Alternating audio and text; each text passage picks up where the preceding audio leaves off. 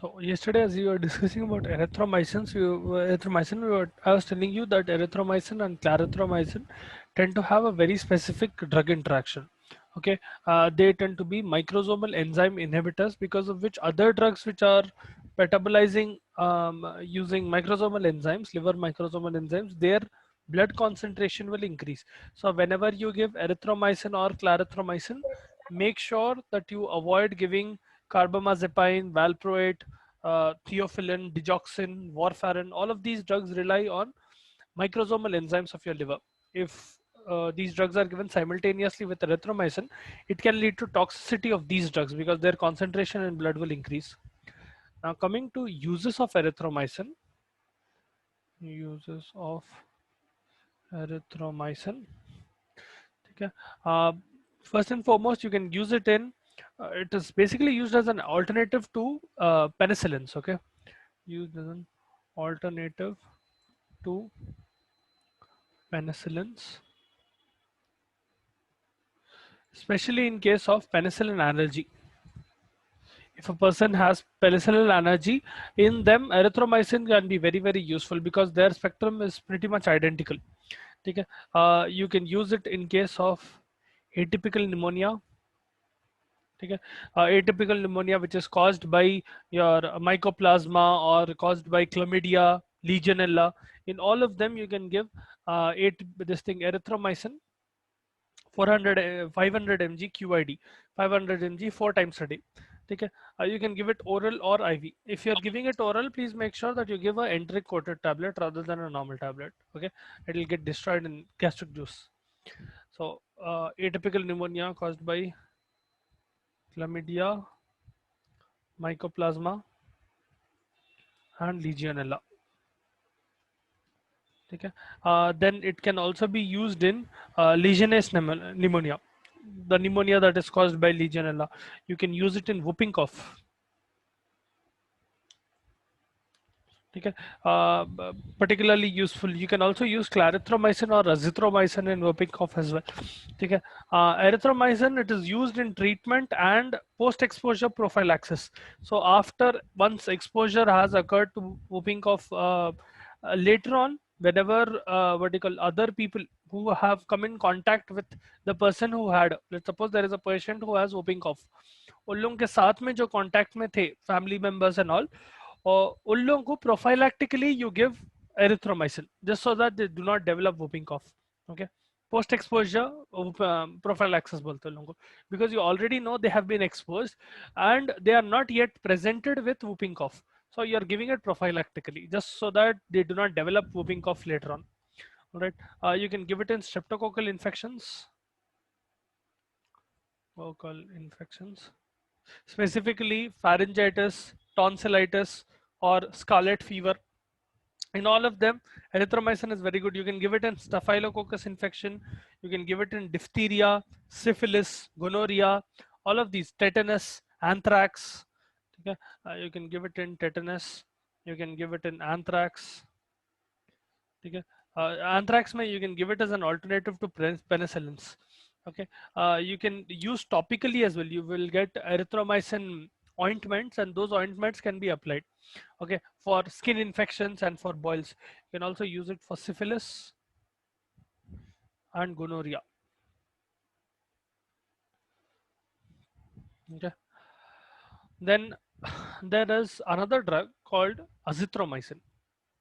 Now, azithromycin. The advantage of azithromycin over erythromycin is that it will have, it is much more acid stable.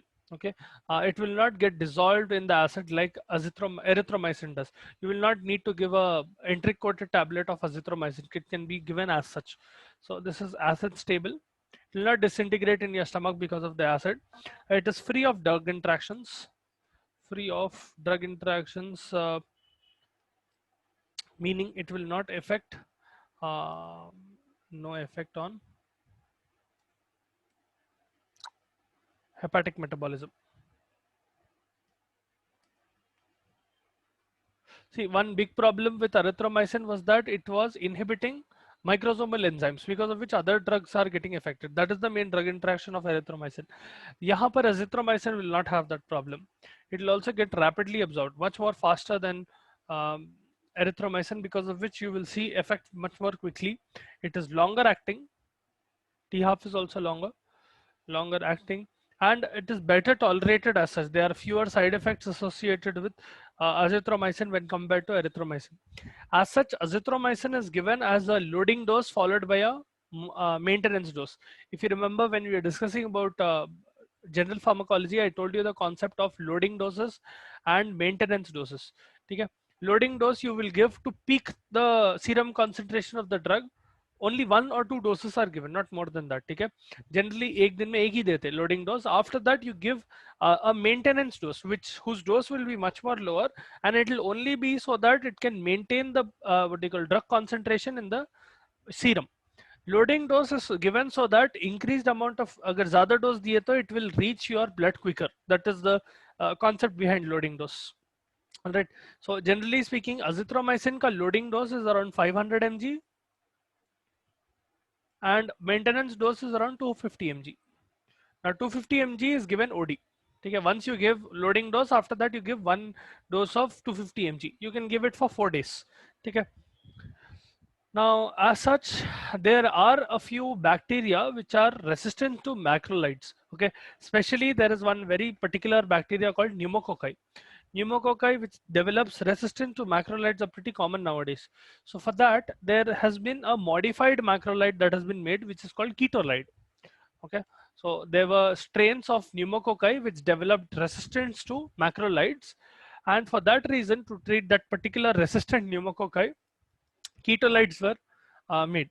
Okay, these are synthetic derivatives of macrolides. Mechanism of action will be the similar. They will act the same way as this thing, macrolides. The primary example will be telithromycin. The name will also be similar, so you don't need to get confused. Okay. Now, the spectrum of telithromycin will include Staphylococcus aureus, Streptococcus pyogenes, Streptococcus pneumoniae, Haemophilus influenza.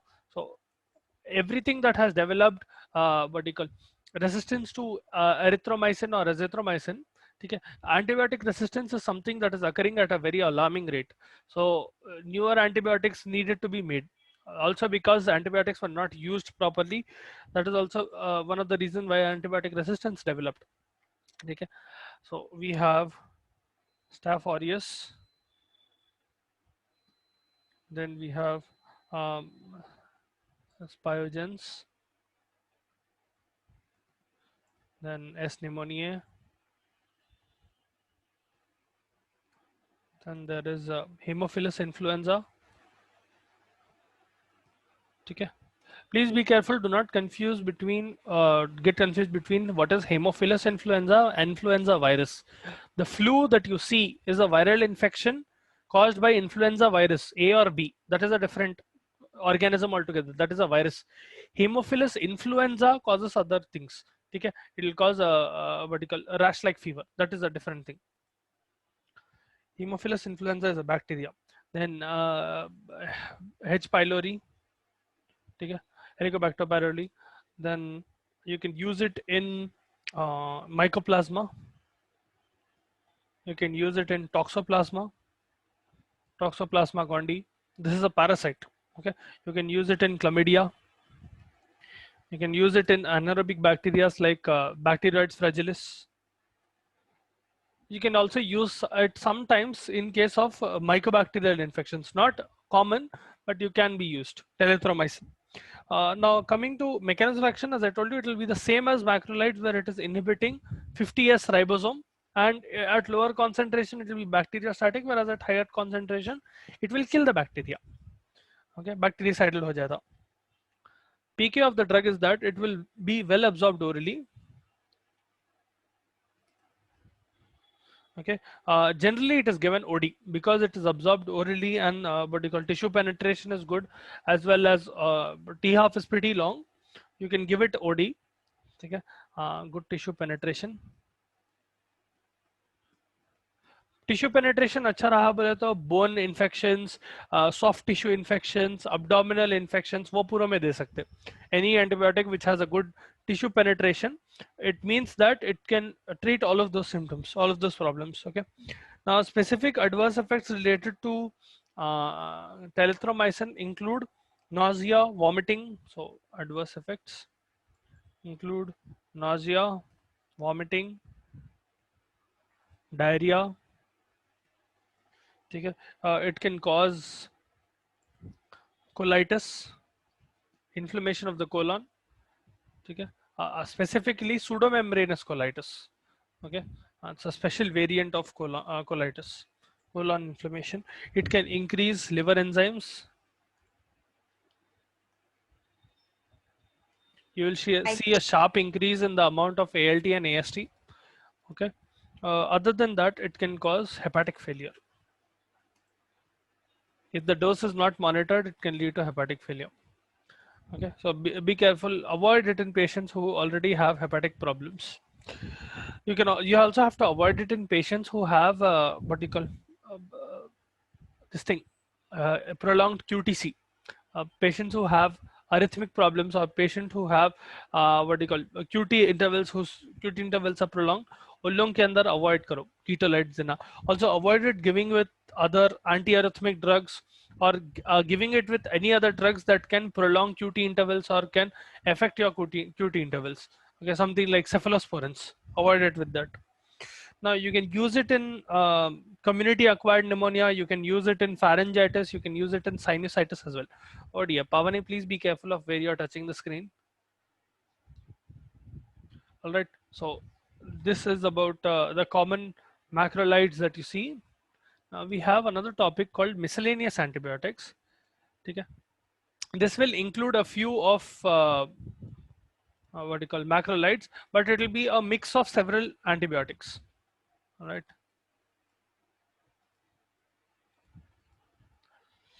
Now, coming to miscellaneous antibiotics, this will be a what do you call mixed bunch. Okay, so there might be different drugs with different mechanisms of actions and all. First of all, coming to one of the most common drugs that are being used nowadays, clindamycin. Clindamycin क्या है? It will act similar to your macrolides. It will bind to 50S ribosome and it will suppress protein synthesis. So same mechanism of action, binds to 50S ribosome and inhibits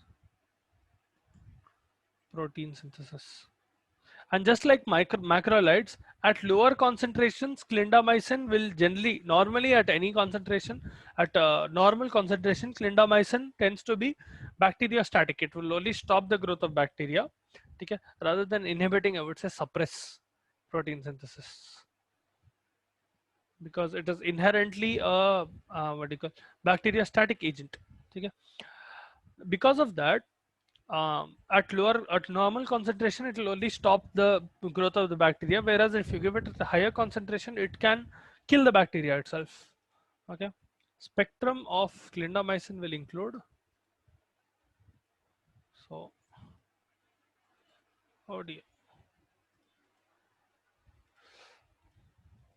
Right. Spectrum will include, you can give it for strep infections, you can give it for staph infections, pneumococci, sometimes even drug resistant pneumococci. So macrolide resistant pneumococci, things like that.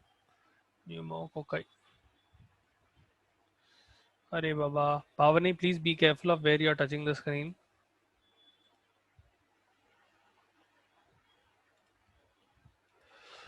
All right.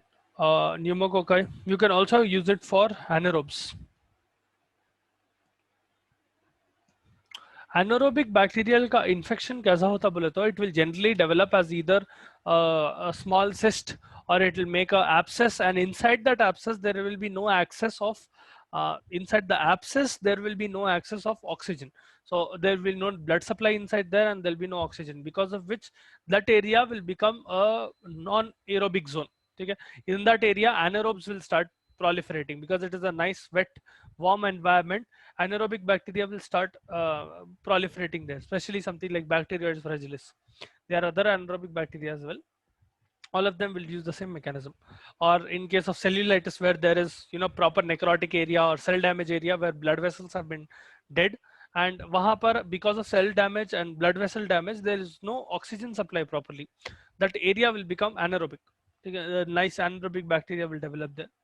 Now, as such, clindamycin is generally absorbed orally. It is well absorbed orally, actually, well absorbed orally. It attains almost very good concentration in bone and tissues. So you can use it for anaerobic infections of abdomen. You can use it for pelvic infections, bone and joint infections.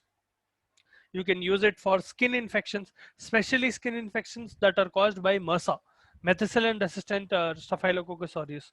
Okay, so it can be used for uh, because it has very good tissue penetration as well, and it works on anaerobic infections of pelvis, of abdomen, okay, bones and joints. You can also give it for staphylococcus or streptococcal infection, including MRSA. Okay, so can be used for MRSA. Okay, methicillin resistant staphylococcus aureus, specifically a MRSA that causes skin or soft tissue infections. You can use it for pneumocystis jirovecii. Pneumocystis jirovecii is a very specific type of bacteria that causes pneumonia, very dangerous kind of pneumonia actually. Pneumocystis jirovecii, pneumonia. Okay. You can also use it for toxoplasmosis. Toxoplasmosis specifically in case of AIDS patient. ठीक है, AIDS patients में opportunistic infections होना बहुत common है. Opportunistic infections are those infections which will occur in a patient who is immunocompromised.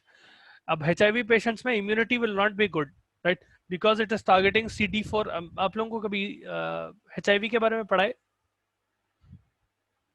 What is HIV and what is AIDS? Were you ever taught about it? No?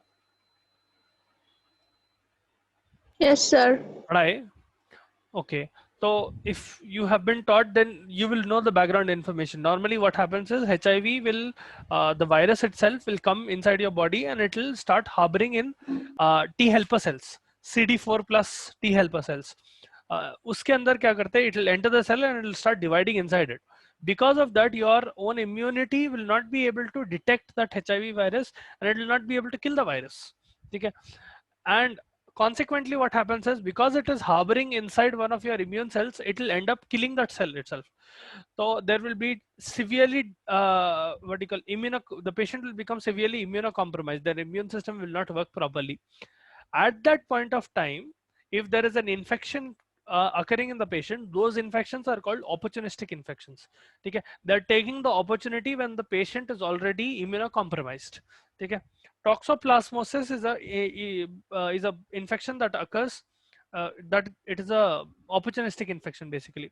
Toxoplasma is a parasite, but toxoplasma gondii जो है ना, that will cause toxoplasmosis. For that as well, you can use clindamycin. Toxoplasmosis, especially in, one second, right? So toxoplasmosis, especially in AIDS patients. ठीक है, even pneumocystis jirovecii in AIDS patients, दोनों में काम आता. You can also use it for prophylaxis in valvular heart disease. ठीक है, valvular heart disease and those patients who are undergoing dental procedures, उन लोगों के अंदर you can give clindamycin as a prophylactic antibiotic just so that you can avoid any infection occurring in the patient. Okay. So that is about clindamycin. Specific ADRs of clindamycin will include diarrhea. It's known to cause diarrhea in a lot of people. It will cause skin rashes. It can cause neuromuscular blockage. Okay, and if you give IV of clindamycin, it can lead to thrombophlebitis. Thrombophlebitis का मतलब that area, that blood vessel where you are giving the injection, that will get inflamed. So thrombophlebitis if given IV. Okay, wherever you are what do you call, giving it intravenously, clindamycin, that area or that blood vessel will become inflamed. It can happen. You can avoid that by giving infusion. Okay, decreasing the dose and giving it in as an infusion over a long period of time rather than giving IV. I hope आप लोगों को IV and infusion के बीच में difference पढ़ा है या कभी समझाए practically or theoretically. Do you guys know what is the difference between IV and infusion? Okay, I hope you know. Infusion में बेसिकली क्या करते हैं, ड्रग का डोज कम करके you give it for a long period of time. They are some drugs which can not be given IV. एक साथ दिए तो there be a severe allergic reaction और देयर बी थ्रोम्बोफ्लेबाइटिस और there be it will be too much for your body to take because drugs in itself are in a way they are toxins. Okay, as you can understand, if you give a slightly higher dose of that the same drug which is giving you treatment, that will cause problems. Okay, as such there are some drugs which cannot be given IV at a large dose, that can be given at the same time. तो IV infusion देते उसको. ठीक है, you will decrease the dose, IV drip लगा के, it will take a long time, 2-3 hours, sometimes 6 hours as well. That drug will be infused in the patient's body. It will also help in maintaining constant state of concentration in the patient's blood. ठीक है, एक साथ नहीं बढ़ जाता. For a long time the drug will be there in the patient's body. All right, therapeutic dose will be there in the patient's body. Now coming to glycopeptide antibiotics. There are two important glycopeptide antibiotics. One is vancomycin and the other is teicoplanin. Okay, both of them will act by inhibiting cell wall synthesis. Okay, they are similar to penicillins where they are inhibiting cell wall synthesis by acting on peptidoglycan, and it will kill the bacteria. So mechanism of action is inhibits cell wall synthesis in the bacteria, meaning it is bactericidal, kill the bacteria. Okay, अगर cell wall नहीं रहा हुआ था, the bacteria dies, or if it is not, the integrity of the cell wall is not good, the bacteria will die. Now one thing about vancomycin, so we'll come to specific drugs now. Vancomycin. The other day when I was telling you about MRSA, I told you MRSA को treat करने के लिए first line treatment is vancomycin. अगर vancomycin को भी resistant बन गया तो वो VRS से रहता. Vancomycin resistant staphylococcus aureus. In that case, you can give some specific 5th generation cephalosporins, or you can give linezolid. Okay, linezolid is also another special type of antibiotic. We'll discuss that in this miscellaneous antibiotics. Anyway, vancomycin is not absorbed orally. Okay, it will not absorbed orally, given IV, only IV. And when you give, it is distributed widely and it is generally excreted through kidney. So please be careful. If the patient has renal failure, avoid giving vancomycin altogether, or you might consider decreasing the dose if you are giving it a patient who has renal problems. Okay. Specific ADRs will include ototoxicity. So this will also cause toxicity in your ears. It can cause nephrotoxicity. It can lead to thrombophlebitis.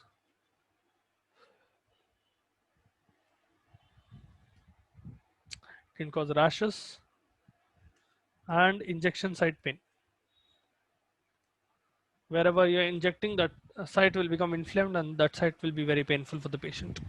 Now, please avoid giving it in patients or giving it with drugs which are ototoxic or nephrotoxic. Avoid giving with other nephrotoxic and ototoxic drugs. So avoid giving it with loop diuretics, AC inhibitors, ARBs, aminoglycosides, वो पूरे avoid करो. ठीक है? All of them are nephrotoxic or ototoxic, especially aminoglycosides being ototoxic and ARBs and AC inhibitors being nephrotoxic. Loop diuretics can be both nephrotoxic and this thing. If you are giving it in renal impairment, adjust the dose, decrease the dose of this thing. Another very, very important adverse effect of vancomycin is something called Redman syndrome. Vancomycin क्या करता? Whenever you are giving IV infusion, sometimes it will provoke histamine release. Okay, a lot of histamine will be released in the patient's body, and that will cause rashes, specifically maculopapular rash. वो rash occurs mainly it will occur over your head, neck, and back, but sometimes it can occur in your limbs as well and other parts of your body, and it will be accompanied by fever and chills. So the IV infusion of vancomycin triggers histamine release. Whenever this histamine is released, excessive histamine release, okay? Whenever this histamine is released, it will lead to maculopapular rash over head, neck, and back. Sometimes other parts as well.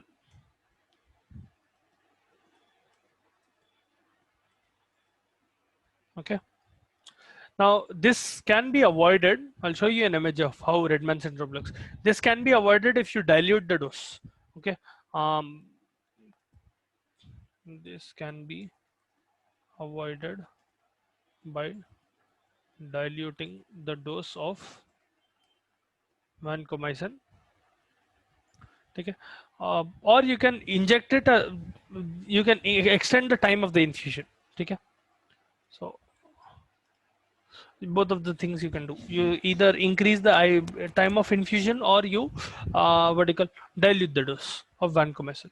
Now, as I was telling you, a maculopapular rash will look like this. See, as Adikta, this is over an arm. Okay, as you can see, it has literally become completely red. Okay, this can occur on your back, neck, head, everywhere. Okay, mostly occurs on the back, head, and neck. Sometimes it will occur in other parts of the body, chest area as well. It will become completely red. Now, uses of vancomycin will include colitis, specifically pseudomembranous colitis. You can use it in MRSA infections. Okay, so just write uses here. Now, uses will be MRSA that causes, or MRSA causing osteomyelitis, tissue infections basically, and soft tissue infections.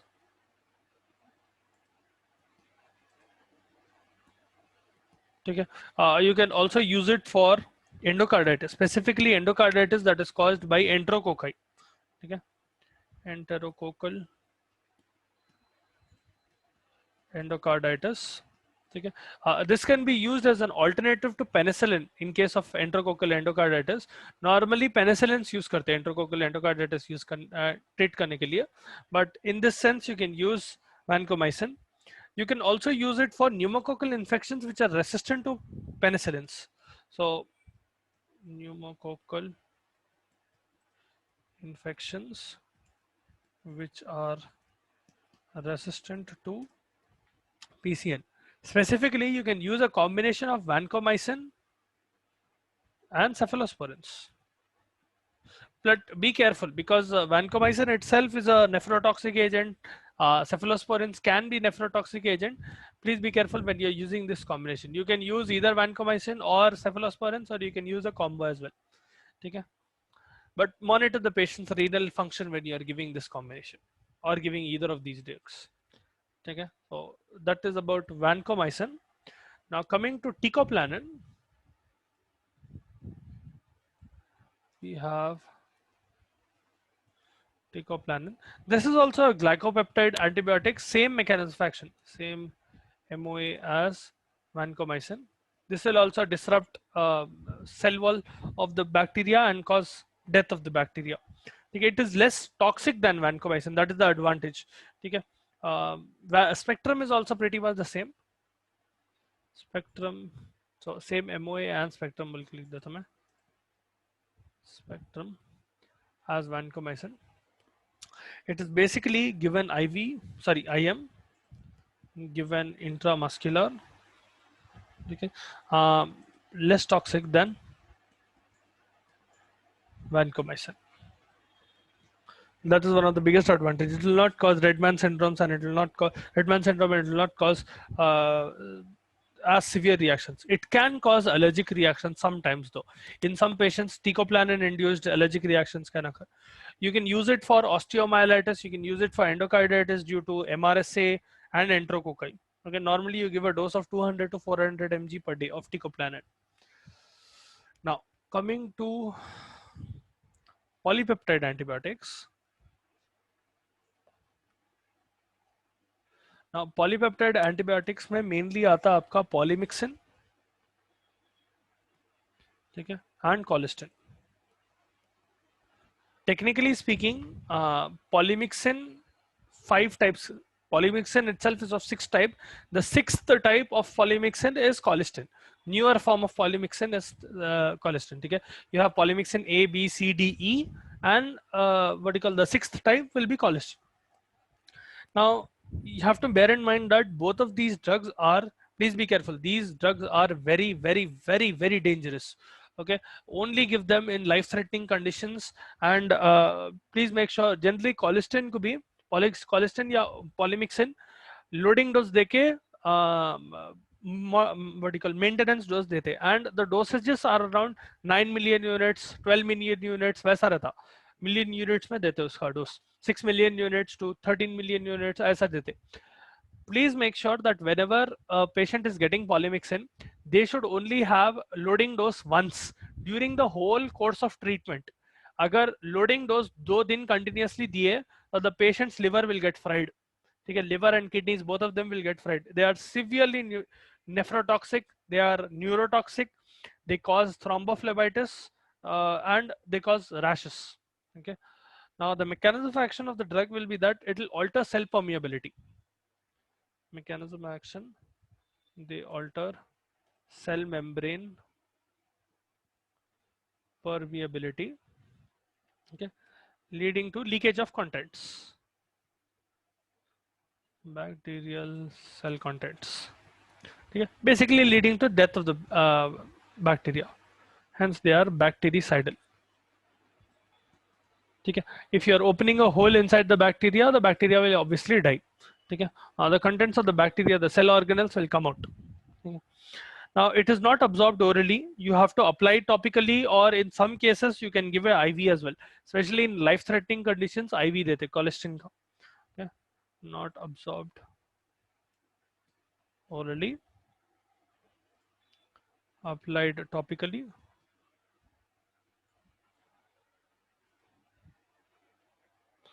Okay. Or given IV in life-threatening conditions. Please be careful when giving this drug. Okay, or if you are monitoring a patient who is on this drug, make sure if the patient is showing any signs of nephrotoxicity or neurotoxicity where their cognition is decreasing, immediately stop giving polymyxin or colistin. Okay, generally polymyxin B, poly B बोल के आता है या colistin आता. Okay, you can use it for skin, ear, eye infections. ADRs include nephrotoxic, neurotoxic, or neurotoxicity. Toxicity. It can cause rashes. It can lead to thrombophlebitis.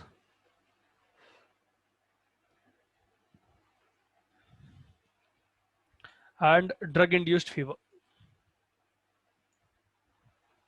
Okay. It will stimulate prostaglandin synthesis and ultimately cause fever. So that is about polypeptide antibiotics. We'll continue the rest tomorrow. Okay, we have 2 more drugs in miscellaneous antibiotics. Then we'll start treatment, chemotherapy of UTI drugs. Okay, chemotherapy used in